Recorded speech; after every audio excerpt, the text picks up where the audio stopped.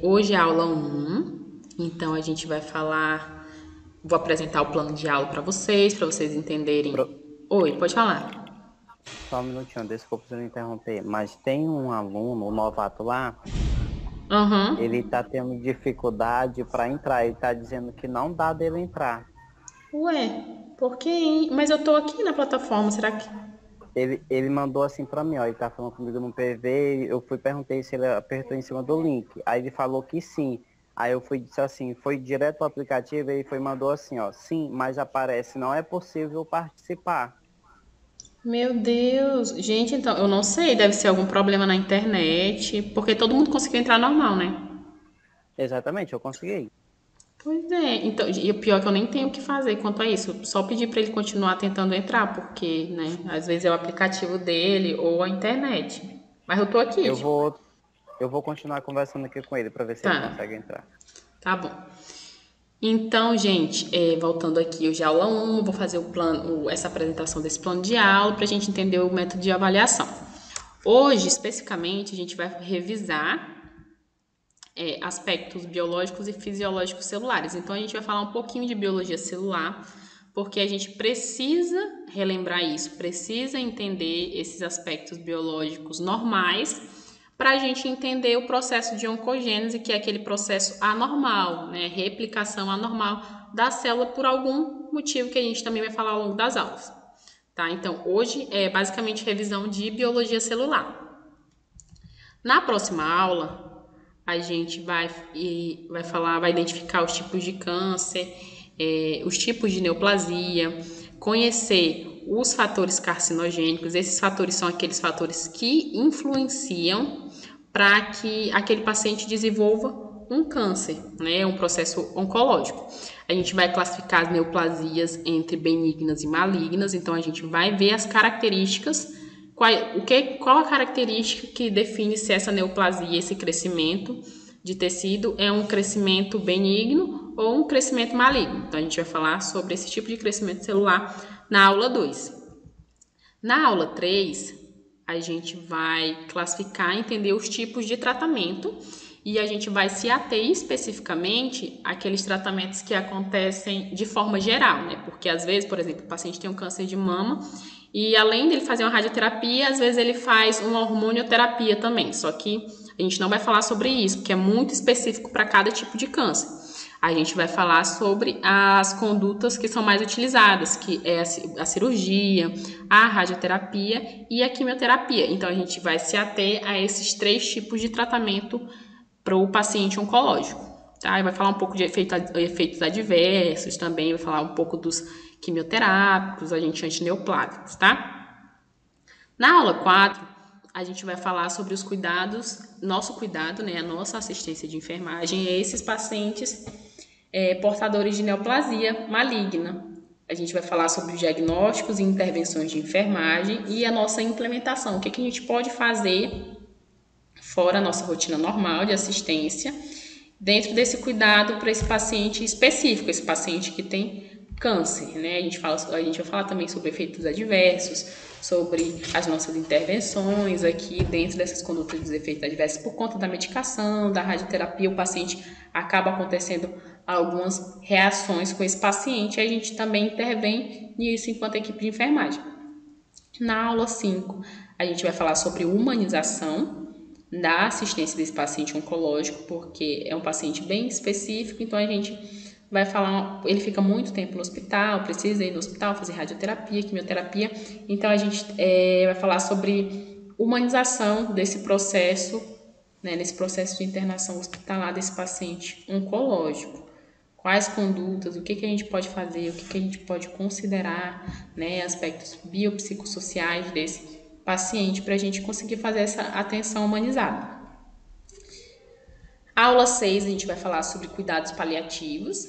Cuidados paliativos é aquele cuidado que a gente presta para o paciente que não tem prognóstico de cura, né? Já foi feito tudo o que a gente podia fazer enquanto equipe, mas esse paciente não tem prognóstico, a gente só espera que esse paciente evolua para óbito. Então, esse paciente entra em cuidado paliativo e é sobre isso que a gente vai falar. Como que é feito, como que a gente pode fazer esse cuidado paliativo do paciente oncológico. Aula 7, vou fazer uma revisão tá? E de todos esses conteúdos que foram falados, e também aproveitar para tirar dúvidas que tenham ficado das aulas anteriores ou algumas questões que precisam ser discutidas. Aula 8, eu vou passar um estudo dirigido, então nessa aula aqui a gente não vai entrar na plataforma. Eu vou passar um estudo dirigido para vocês, e esse estudo dirigido são algumas questões que eu acho importante que vocês saibam dessa matéria, porque às vezes passa algumas coisas, mas dentro desse estudo dirigido é aquilo que eu acho necessário que vocês saiam dessa matéria sabendo. Então, esse estudo dirigido é voltado para isso, para essas questões específicas que a equipe de enfermagem, que vocês têm que sair sabendo dessa matéria, tá? No dia 9, na aula 9, a gente vai fazer a nossa avaliação, que já era aquela avaliação que a gente estava fazendo, né? A Sara ainda não sabe, então é basicamente assim, é uma prova. Eu passo a prova objetiva para vocês, envio com antecedência, né? Provavelmente no dia 21, à noite, vocês vão ter até o dia 22, às 17, 18 horas para me enviar essa prova. Aí vocês me enviam via WhatsApp, mas eu vou mandar o documento com as orientações direitinho, vou orientar aqui vou orientar no grupo, na aula anterior, de como será essa prova. Mas basicamente o que a gente já estava fazendo. No outro dia eu vou fazer a correção dessas provas, vou entregar as notas e também vou fazer a entrega dessas notas. E para quem ficou de final, se alguém ficar de final, vai ter a prova final, mas essa prova final é uma prova subjetiva, né, ao contrário da avaliação principal, que o aluno ele deverá escolher um dos assuntos ministrados e discorrer sobre ele. Então, ele vai escolher uma das aulas, vai fazer um texto e discorrer sobre aquele assunto, né, o ponto de vista dele, ou o que ele aprendeu, e baseado nesse texto, eu vou dar a nota desse aluno, a nota final. E no dia 13, na aula 13, eu faço a entrega de notas finais para vocês, né, aquelas notas que já vão para a secretaria. Ficou claro, gente? Aqui, vocês têm alguma dúvida sobre o método de avaliação, o período? O período a gente inicia essa aula hoje e vai acabar dia 2 de julho. 40 horas, né? A gente está contando 3 horas de carga horária. Ei, professora. Oi. Dá licença. Eu não entendi. A gente vai fazer uma avaliação, tipo um resumo, né? Não, é só para quem ficou de final. Só para quem não conseguia atingir a média. Aqui, né? Prova final. Ah, tá. É só para quem não conseguiu. Oi, pode falar. A prova vai ficar pro dia 20, é? Não, a prova aqui é dia 22 do 6. Dia 22, né? Isso.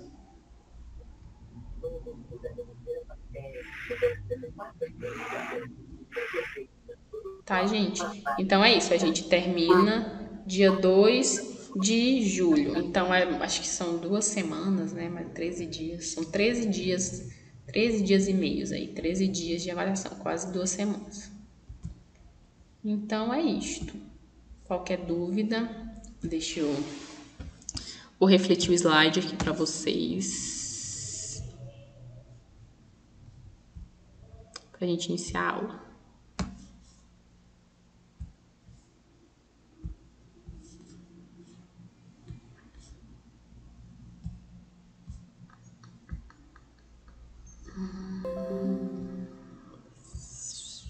Vocês estão vendo, né, já?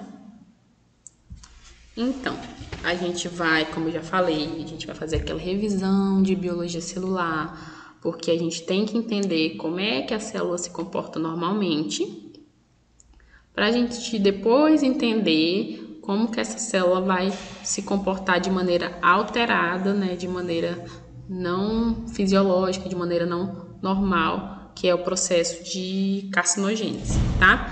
Se vocês tiverem alguma dúvida, pode perguntar em relação ao conteúdo, podem interromper, não tem problema, tá? Então, gente, a célula humana, né, em relação à célula humana, o corpo humano, ele é formado por quantidades enormes de células, né? Uma quantidade muito grande de células. Essas células, elas são consideradas a menor parte dos organismos vivos. Então, a célula é a menor unidade dos organismos vivos, e é ela que dá estrutura e funcionamento aos seres vivos, ao qual essa célula faz parte. Então, célula humana O corpo humano é formado por uma quantidade enorme de células, ela é a menor parte do organismo vivo e ela dá a estrutura e o funcionamento também desse ser vivo. É a célula que vai definir isso, dependendo do órgão que ela estiver, do tecido, tá?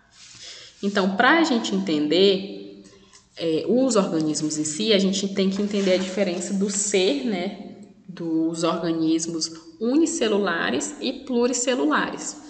O organismo unicelular, como o próprio nome já diz, é aquele organismo que consiste, aquele organismo que é formado por apenas uma célula, que é o caso das bactérias e dos fungos. As bactérias e dos fungos, o organismo dela é só uma célula, entendeu? Uma célula é a bactéria. E existem os organismos pluricelulares, que são aqueles organismos formados por mais de uma célula, que são o caso dos seres humanos, dos animais, das plantas. Essa pluricelularidade forma os tecidos, né? Quando tem uma aglomeração de células, essas células vão formar os tecidos, esses tecidos formam os órgãos, esses órgãos vão formar os nossos sistemas, sistema respiratório, sistema digestório, sistema pulmonar, e esse sistema forma o nosso organismo, ser humano. Então, tudo parte da célula. Então, o ser humano, o corpo humano, ele é pluricelular. Ele é constituído por 10 trilhões de células que trabalham de maneira integrada, junta, né? É um sistema. De onde cada um possui uma função específica, a saber, nutrição, proteção, produção de energia e reprodução. Então, cada célula tem a sua função específica de acordo com o órgão que ela está disposta. Se ela está no sistema respiratório, ela vai ter uma função. Se ela estiver no sistema endócrino, ela tem outra função. Então, a gente vai se ater a essa questão pluricelular, que, né, o que a gente trata, que são os seres humanos. Tá bom? Para a gente entender essa pluricelularidade, a gente tem que entender que essa célula, ela pode ser de dois tipos, né? Essa célula, ela pode ser eucarionte ou essa célula pode ser procarionte. Dentro dessa aula, a gente vai se ater à célula eucarionte, que é a célula dos seres humanos. Só que a gente tem que entender essa diferença da célula eucarionte para a célula procarionte. Então, deixa eu só colocar o ponteirinho aqui. Tá. Então, o que caracteriza uma célula eucarionte? A célula eucarionte, ela tem uma presença de um núcleo. Esse aqui é o núcleo. Isso tudo aqui, tá? Aqui é um nucleolo, mas isso tudo é o núcleo. Então, a célula eucarionte tem a presença de um núcleo bem definido.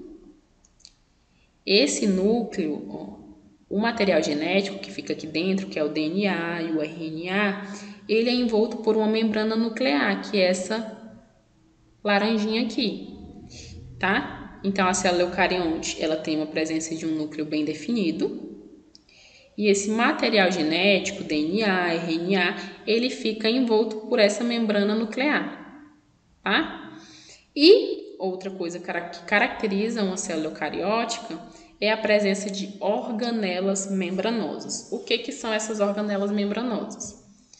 São essas estruturas que ficam aqui no citoplasma. Então, as mitocôndrias, retículo endoplasmático, complexo de Golgi. Então, essa presença de organelas membranosas caracteriza uma célula eucariótica. Então, de novo, a célula eucariótica, ela tem presença de um núcleo bem definido. O material genético, ou seja, o DNA, o RNA, ele é envolto pela membrana nuclear, que é essa membrana do núcleo. E a célula eucariótica tem presença de organelas membranosas. Então, ela tem mitocôndria, tem retículo endoplasmático, complexo de Golgi, vacúolos. Então, todas essas estruturas que estão no citoplasma são as organelas membranosas que existem na célula eucariótica. A célula procariótica, por sua vez, é basicamente o contrário da célula eucariótica. Então, a célula procariótica, ela tem uma ausência de um núcleo bem definido, ó. O núcleo dela não é definido, não é redondinho. O material genético ele fica disperso no citoplasma. Por quê? Não tem membrana, na verdade, não tem membrana nuclear. Ó. A célula procariótica, o material genético fica disperso no citoplasma, fica tudo junto. Né? O material genético ele não fica envolto na membrana nuclear, não tem membrana nuclear na célula procariótica. E não há presença na célula eucariótica de organelas membranosas. Então, não tem mitocôndrias, não tem retículo endoplasmático, não tem complexo de Golgi, não tem essas estruturas que tem na célula eucariótica. Então, a diferença entre essas duas que vocês precisam saber é que a célula eucariótica tem núcleo bem definido, a célula procariótica não tem núcleo bem definido. Na célula eucariótica, o material genético, que é o DNA e o RNA, eles ficam envoltos por uma membrana nuclear, tem uma membrana no núcleo. E na célula procariótica, esse material genético fica disposto no citoplasma, fica tudo misturado. E na célula eucariótica tem presença de organelas membranosas, que são mitocôndria, retículo e as outras estruturas que a gente vai ver aqui na aula. E na célula procariótica não tem essas estruturas, tá bom? Gente, vocês entenderam aqui a diferença dessas duas? Professorinha, vai mais devagar um pouquinho. Tá bom, eu vou. Só um pouquinho. Tá bom. Senão eu vou indo, me falem mesmo, porque senão eu passo tudo na...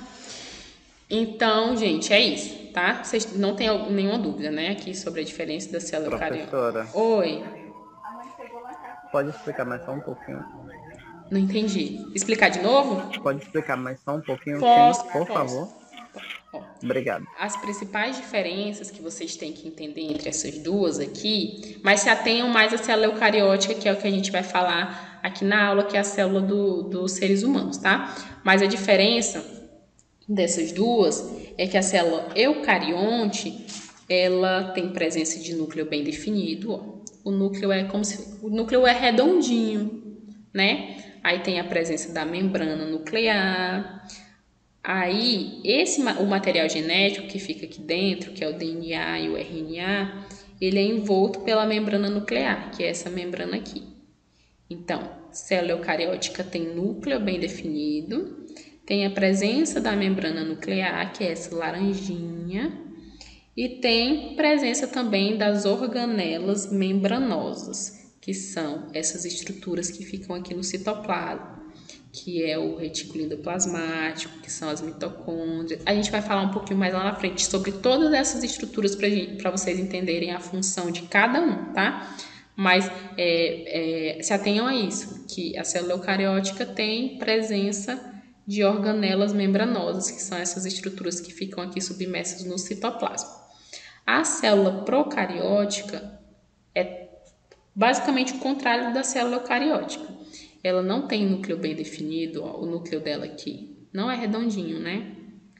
Ela não tem núcleo bem definido, então como ela não tem núcleo bem definido, o material genético ele fica disperso no citoplasma, então fica tudo misturado, porque não há essa presença de uma membrana nuclear bem definida, igual tem na célula eucariótica. E a última característica da célula procariótica é que ela não tem presença das organelas, ela não tem mitocôndria. A célula eucariótica tem mitocôndria, a célula procariótica não tem.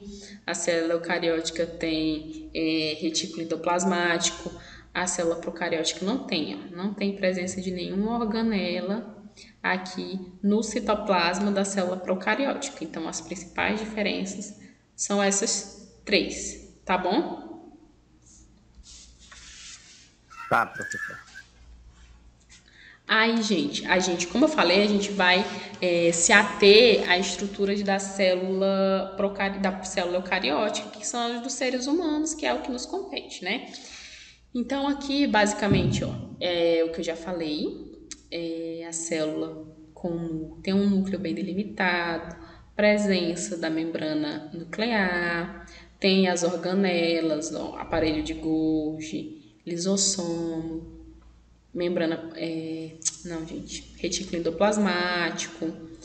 Então, tem todas essas estruturas aqui, a célula eucariótica, né? Tem essas organelas membranosas. Então, a gente vai ver cada uma dessas estruturas e para que, o que cada uma dessas estruturas dentro da célula, qual a função de cada uma dessas estruturas.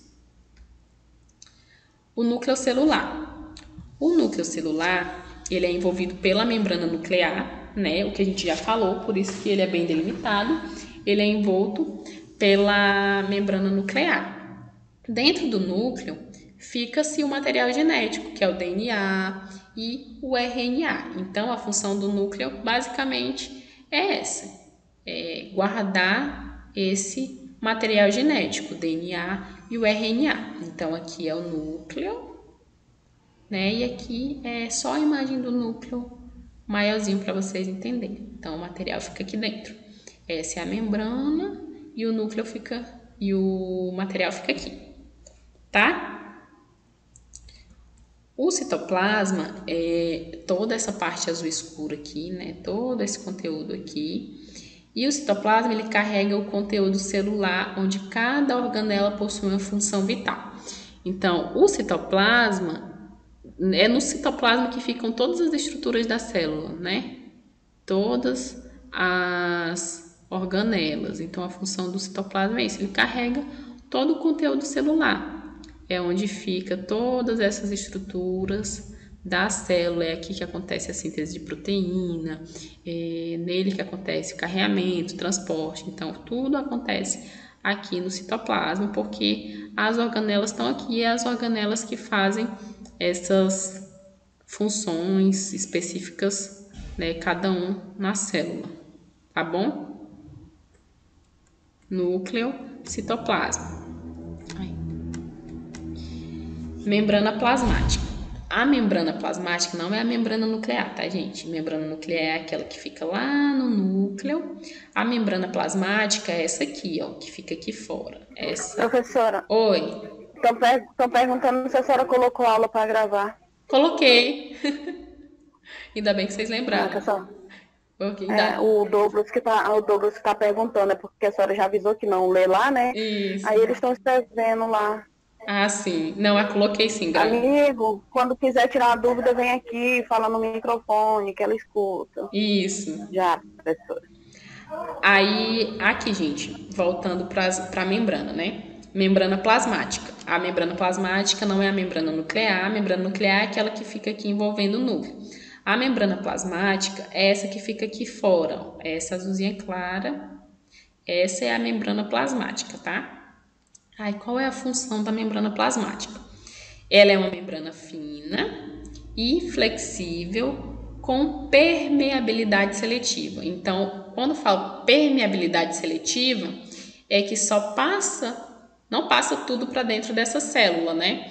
Essa passagem, seja de substâncias, de água, ela é regulada, né? E ela é regulada por algumas estruturas, membrana de sódio, bomba de sódio e potássio, as proteínas transmembrana, as glicoproteínas. Então, assim, essa regulação dessa passagem de substâncias é feita por esses canais transportadores, ó, tá?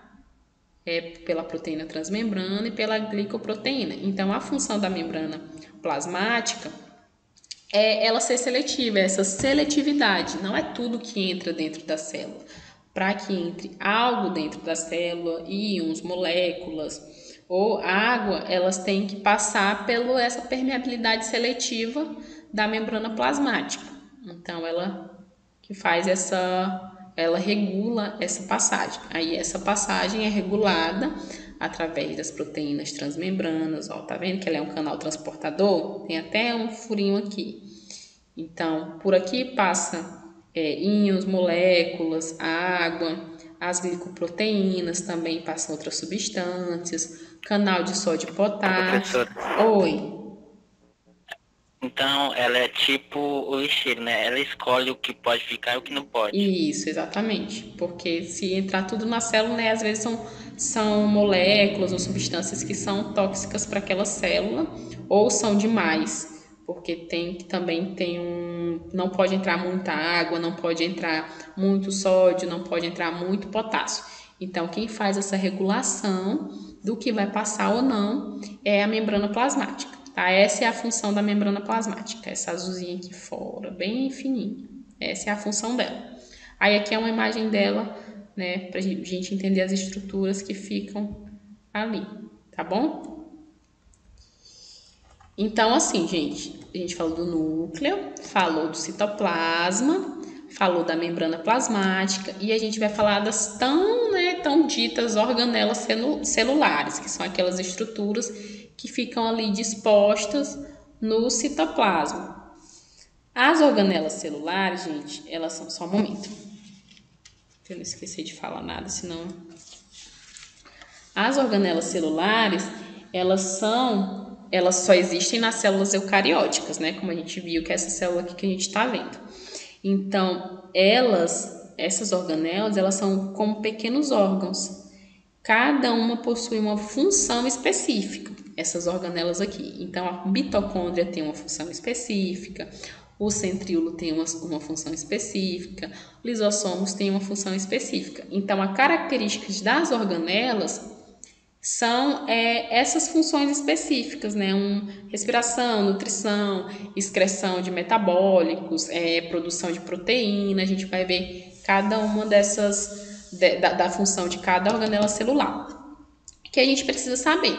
Precisa saber que o ribossomo, ele não é considerado uma organela, pois não possui membrana. Essa é a característica dele. Os ribossomos, eles não são considerados organelas, porque eles não possuem membrana. Então, sempre quando fala-se de organelas celulares, são essas estruturas aqui. Nunca os ribossomos, apesar de que os ribossomos, ó, tá aqui o ribossomo, ele está disposto no citoplasma, né? Então, a gente às vezes pensa que ele é uma organela celular, mas ele não é uma organela de órgão, né? Ele tem uma função específica, mas ele não é considerado uma organela porque ele não possui membrana. Então, essa é a característica dele. Todas as outras estruturas possuem membrana, mas o ribossomo não possui, tá? Então, aqui a gente vai começar a falar sobre a função específica de cada organela dentro dessa célula. A mitocôndria, a principal função da mitocôndria é a produção, né, função de produzir a maior parte da energia das células através do processo chamado de respiração celular. Então, o que a mitocôndria faz? A mitocôndria, ela usa o oxigênio e ela usa a glicose que é oferecido pela célula e transforma o oxigênio e glicose em energia, né? Que é o que a gente fala que é a respiração celular. Pega o oxigênio e a glicose oferecidos pela célula e transforma em energia na forma de ATP. A molécula de energia da célula é a molécula de ATP, adenosina trifosfato, tá? Então, função da mitocôndria. Sempre quando vocês pensarem na mitocôndria, pense que a principal função dela é respiração celular, produção de energia por meio dessa respiração celular. Então, pega o oxigênio, pega a glicose e transforma em energia na forma de ATP. Então, aqui é a mitocôndria, né, no citoplasma, e aqui é uma imagem da mitocôndria maiorzinha, tá bom? Vocês entenderam, gente, a função da mitocôndria? Todo mundo entendeu?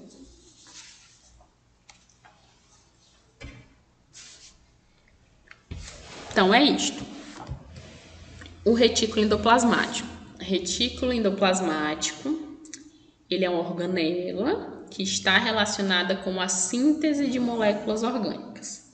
Aí a gente tem que entender. Retículo endoplasmático, ele pode ser dois tipos, né?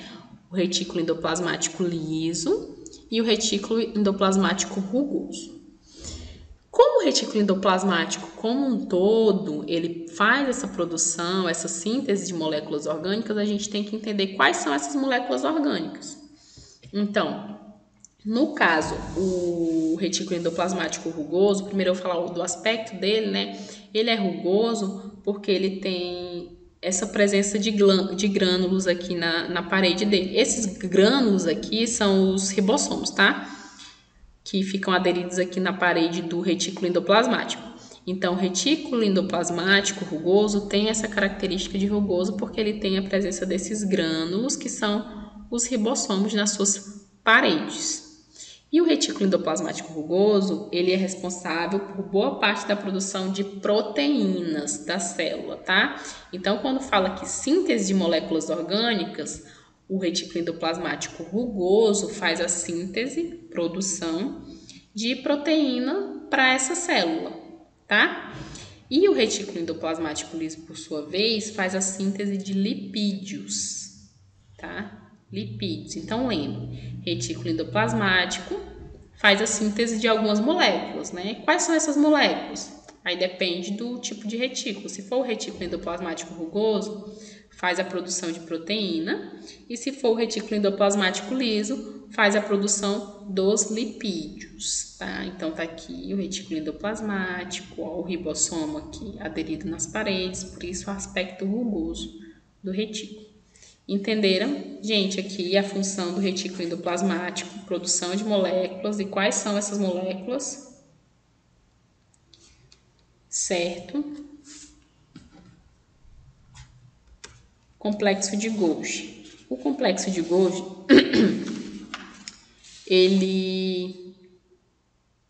complexo de Golgi, qual é a função dele? Suas funções são modificar, armazenar e exportar proteínas sintetizadas no retículo endoplasmático rugoso e, além disso, origina os lisossomos e os acrossomos dos espermatozoides. Então tá, vamos aqui por parte. Complexo de Golgi tem a função de modificar, armazenar e exportar proteínas. Essas proteínas são aquelas proteínas que a gente viu que são sintetizadas aqui no retículo endoplasmático rugoso. Então, o retículo endoplasmático rugoso faz essa produção de proteína, produz a proteína, e depois que o retículo endoplasmático rugoso produz a proteína, essa proteína vai para o complexo de Golgi, né? E o complexo de Golgi ele pode modificar, ele pode armazenar ou ele pode exportar essa proteína para algum lugar da célula, tá? E, além disso, de fazer essa modificação, armazenamento ou exportar essa proteína, o retículo endoplasmático ele origina os lisossomos e acrossomos do espermatozoide. O que são o acrossomo do espermatozoide? Como é que eu explico para vocês? O acrossomo, ele é uma estrutura que ele fica na cabeça do espermatozoide. Essa estrutura, esse acrossomo, é uma estrutura que ele contém várias enzimas que são necessárias para que o espermatozoide ele consiga penetrar a membrana do óvulo, né? Então, esse acrossomo é uma estrutura que é cheia de enzimas. E essas enzimas que fazem com que o espermatozoide ele se funda, ele entre dentro do óvulo, tá? Então, isso também é uma função do complexo de Golgi. Então, o complexo de Golgi ele modifica, armazena e exporta as proteínas que são produzidas pelo retículo endoplasmático rugoso, e ele também pode originar esse acrossomo, que é essa estrutura enzimática que fica na cabeça do espermatozoide, que possibilita que esse espermatozoide penetre na membrana plasmática do óvulo, né? Penetre no óvulo para que aconteça o processo de gravidez, de gestação, tá? Ficou claro, gente, aqui o complexo de Golgi?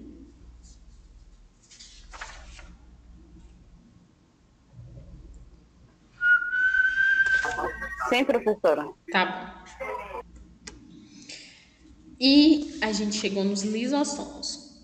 O lisossomo, tá aqui a figurinha dele, o lisossomo, ele é bem parecido com o peroxissomo, tá? Só que eles são diferentes. O lisossomo, a função dele, qual que é? Sua função é digerir substâncias para a célula, processo que ocorre graças às inúmeras enzimas digestivas que contém.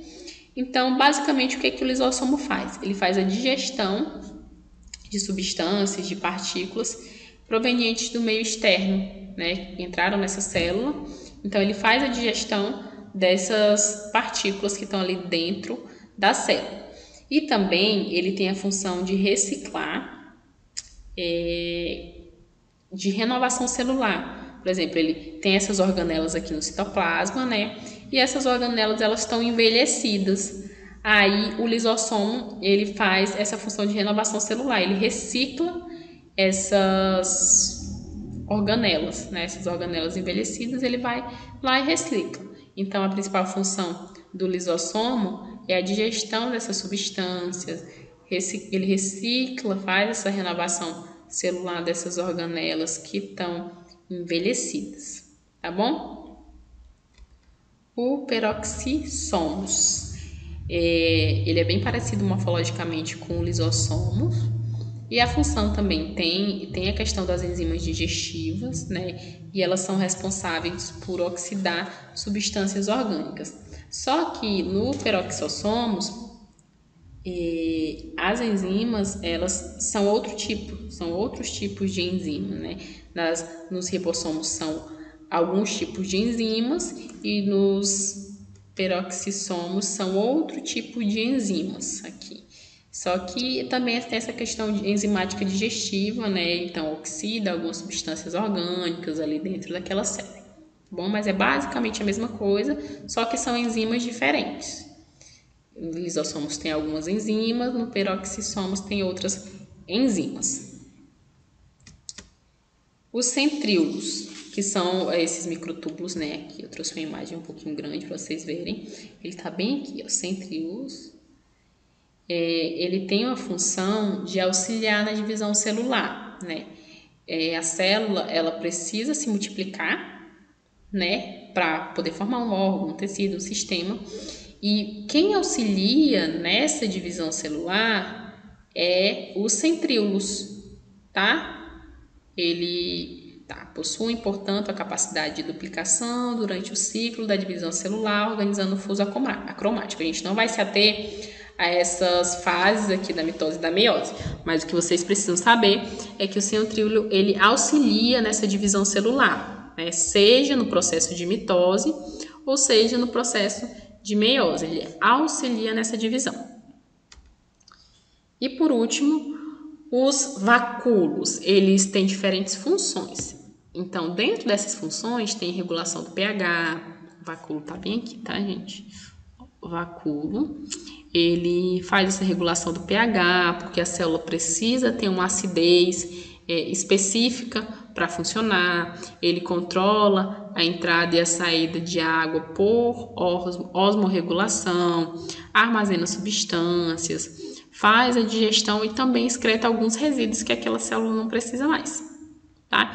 Então, os vacúolos, aqui a função é essa, várias funções na verdade, regulação de pH, controla a entrada e saída de água, armazena substâncias, ele pode fazer também a digestão e pode fazer excreta de resíduos que aquela célula não precisa mais, tá? Os ribossomos. Vocês lembram que a gente falou que os ribossomos, eles não são organelas membranosas, né? Porque ele não tem uma membrana, não tem membrana. Então, mas ele também é uma estrutura de uma célula típica. E qual é a função do ribossomo? Vocês lembram que o ribossomo ele fica aqui junto com o retículo endoplasmático, e o retículo endoplasmático rugoso faz a produção, a síntese de proteína. Então, o ribossomo, eles são fundamentais para o crescimento e a regeneração celular e o controle metabólico. Por quê? Porque o ribossomo, ele auxilia na produção e na síntese das proteínas da célula. Então, junto com o retículo endoplasmático rugoso, o ribossomo também auxilia nessa síntese de proteína, né? Se tem proteína, o crescimento da célula, a regeneração da célula e controle metabólico, tá bom? Vamos voltar aqui para a gente entender. Só nas organelas membranosas. Mitocôndria faz produção da energia da célula por meio da respiração celular. Pega oxigênio e glicose e transforma isso em energia celular, né? Em energia em forma de ATP. Retículo endoplasmático. O retículo endoplasmático é dividido em rugoso e liso. Então, eles fazem a produção de algumas moléculas orgânicas. Dentro do retículo endoplasmático rugoso, acontece síntese de proteína. E no retículo endoplasmático liso, ocorre a síntese de lipídios. Complexo de Golgi. O retículo endoplasmático faz a produção a síntese dessas proteínas e o complexo de Golgi ele modifica, ele pode armazenar, pode exportar essas proteínas da célula, tá? Lisossomos têm uma função de digerir algumas substâncias daquela célula, sejam substâncias externas ou reciclar também algumas organelas membranosas que estão envelhecidas. Então essa é a função do lisossomo. Peroxissomo, ele morfologicamente bem parecido com o lisossomo, ele também tem enzimas digestivas, mas são enzimas diferentes das que tem no lisossomo. Centríolos têm a função de auxiliar na divisão celular, fuso mitótico e fuso meiótico, e os vacúolos, por sua vez, têm várias funções, entre elas regulação de pH, controla a entrada e saída de água, armazena substâncias, faz digestão de algumas substâncias e excreta aqueles resíduos que a célula não precisa mais. Os ribossomos não são organelas membranosas, mas também estão dispostos aqui no citoplasma e eles são fundamentais para o crescimento, regeneração e controle metabólico, porque eles auxiliam na produção e na síntese de proteína. Se essa célula tem proteína, ela consegue crescer e consegue se regenerar. Então, o ribossomo auxilia na síntese de proteína, né? Junto com o retículo endoplasmático, rugoso. Ficou claro, gente, aqui essas estruturas? Alguém tem alguma dúvida? A hora é agora.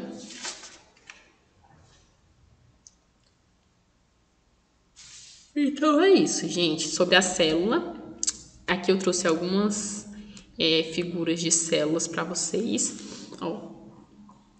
Quando eu falo de célula eucariótica, né, eu tô falando sobre todas essas células aqui. Aqui é a célula epitelial, célula do sangue, célula óssea, célula cardíaca. Vocês podem ver que elas têm formas diferentes, né, morfologias diferentes. Cada célula de cada sistema tem uma morfologia diferente. Só que o que que elas têm igual? Todas essas células têm essas estruturas aqui, tá? Que são células, que é a característica da célula típica.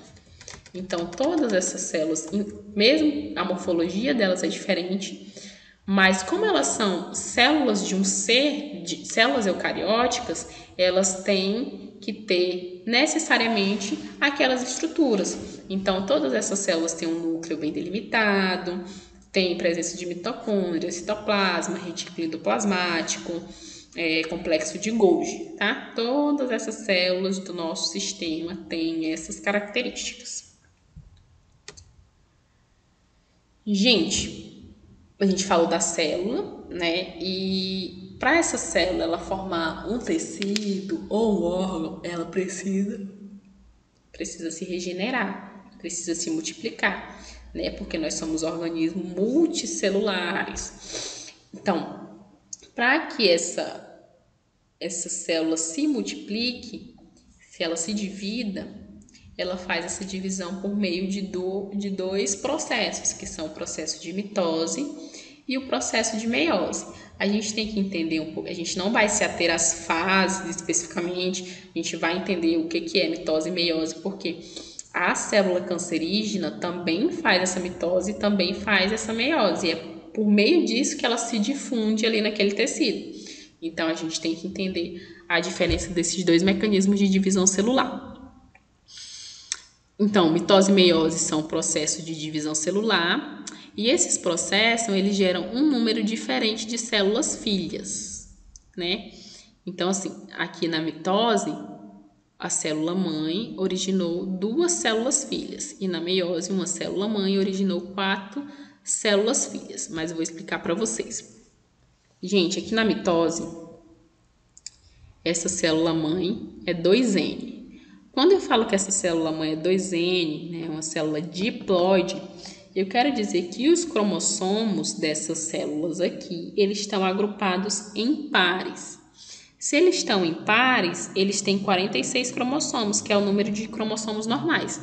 Então, quando eu falo célula 2N, célula diploide, a célula-mãe é diploide, então ela tem 46 cromossomos. Aí essa célula-mãe, ela vai, se prepara para a mitose e faz, né, o processo de mitose. Só que a gente consegue perceber que ela se replicou e essas células filhas aqui são iguais à célula-mãe. Então, elas também são diploide. Então, essa célula aqui tem 46 cromossomos e essa outra célula também tem 46 cromossomos. Então, a característica da mitose é esta. Mitose, uma célula-mãe origina duas células filhas iguais a ela. Essa é 2N, diploide, e essa também é 2N, e essa é 2N. Então, todas essas têm 46 cromossomos. A meiose, por sua vez, a célula-mãe tem 2N, diploide, tem 46 cromossomos. Aí ela prepara esse processo meiótico, faz a replicação e as células que foram originadas são diferentes da célula-mãe. Essa célula-mãe aqui é 2N, 46 cromossomos, mas as células filhas são N, são haploides, né? São aquelas células que têm metade dos cromossomos de uma célula diploide. Então, se essa célula diploide tem 46 cromossomos, essa célula haploide tem 23 cromossomos, então é metade do número de cromossomos normais, tá? Então, meiose, uma célula-mãe, origina 4, necessariamente 4. Professora? Oi. Essa célula aí é aonde pode uma criança nascer com defeito, se tipo a pessoa tiver mais ou menos, né? Isso, é isso mesmo, tipo a trissomia do 21, né, que são os cromossomos lá do DNA. Mas isso aí é basicamente isso, é na replicação do DNA, né, que acontece nessa célula, é isso mesmo, é quando acontecem essas anomalias cromossômicas, quando o paciente que tem Down, se eu não me engano, é trissomia do 21. Então, ele tem 3 pares de cromossomos em um determinado cromossomo. É basicamente isso mesmo. É nesse momento aqui que acontece essa mutação, nessa divisão. E também pelo tamanho, não sei o que é, que gera o sexo, né? Tanto o sexo masculino como o sexo feminino. Do XY, né? Eu também. É o XY. É quase o mesmo, né, professora? Isso, é isso aqui mesmo. Um desses cromossomos aqui, desses 46 cromossomos da célula diploide, um desses pares são os pares sexuais, né? Que são os pares X e Y, que são os pares de cromossomos sexuais, que vão definir morfologicamente, né, biologicamente, o sexo daquela pessoa, né, daquele ser humano. Então é isso, gente. Mitose, se atenham a isso. Na mitose, uma célula-mãe origina 2 células filhas iguais. Na meiose, uma célula-mãe origina 4 células filhas diferentes, né, só com 23 cromossomos. Tá bom? Ficou claro aqui a mitose e a meiose, é importante que vocês entendam essa diferença aqui, tá? A gente vai falar muito sobre isso dentro do processo de oncogênese. E a gente entra no câncer, a gente vai falar sobre o câncer, né, em si, na próxima aula, mas para vocês entenderem, o que acontece? Aqui tem uma célula normal, né? Aí por algum motivo, que é um fator carcinogênico, que a gente vai ver na próxima aula, essa célula sofre uma alteração do DNA. Aí ela vira uma célula cancerosa, né?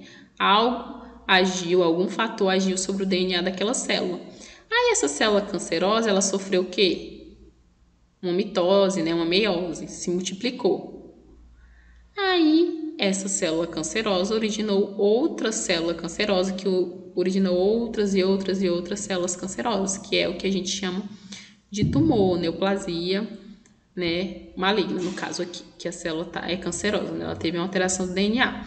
Então, acontece uma mutação genética nessa célula e ocasiona esse crescimento desordenado de células que invadem tecidos e órgãos. Então, basicamente, o câncer é isso, mas a gente vai ver isso direitinho na próxima aula. Vou explicar como que acontece os processos de crescimento celulares benignos, malignos, quais são os padrões.